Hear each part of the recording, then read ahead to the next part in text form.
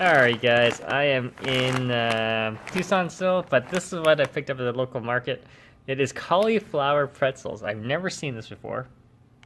Check that out. It's from the ground up. And made with cassava and cauliflower. It's gluten-free, vegan. There's the ingredients. If you guys want to read it, pause the video. And I'm going to do a quick taste test. Alright, so I opened it up. And if you guys I don't you guys can't smell it, but if you actually open the bag and smell, it actually smells like cauliflower. It literally smells like cauliflower. That's what they look like. They look like pretzels. Look at that. Oh, wow. Okay. So, you have to think that it has the aroma of cauliflower, but it has the crunch, and the crunch is more crunchier than a regular pretzel,